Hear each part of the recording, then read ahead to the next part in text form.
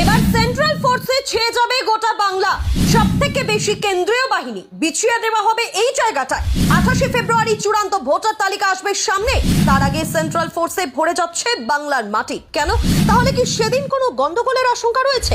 কোথায় কত কেন্দ্রীয় বাহিনী ঢুকছে আপনার এলাকাটাও জানুন। ফাইনালি কি জানালো নির্বাচন কমিশন?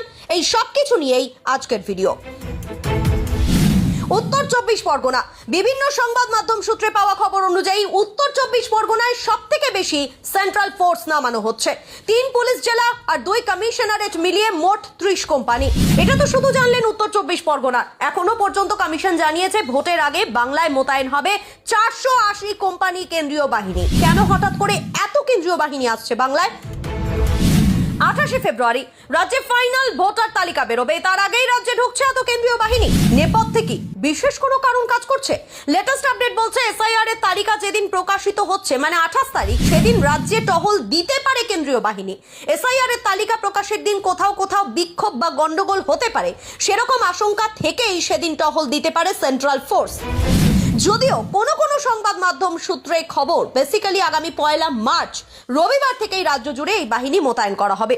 অলরেডি রাজ্যে কোথায় কত কেন্দ্রীয় বাহিনী মোতায়েন করা হবে সেটা জানিয়ে দিয়েছে নির্বাচন কমিশন, এবং সেই অনুযায়ী জানা যাচ্ছে কলকাতায় মোতায়েন হবে 12 কোম্পানি, পূর্ব বর্ধমানে 8 কোম্পানি, পশ্চিম মেদিনীপুরে 7 কোম্পানি, পুরুলিয়া, ঝাড়গ্রাম, আলিপুরদুয়ারে 5 কোম্পানি, বাঁকুড়ায় 7 কোম্পানি কেন্দ্রীয় বাহিনী মোতায়েন করা হচ্ছে। এছাড়া দক্ষিণ 24 পরগনায় 3 পুলিশ জেলা মিলিয়ে মোট 15 কোম্পানি বাহিনী মোতায়েন করা হচ্ছে। পাশাপাশি অন্য জেলাগুলোতে কত কেন্দ্রীয় বাহিনী ঢুকছে সেই তালিকাটা দেখানো হচ্ছে স্ক্রিনে।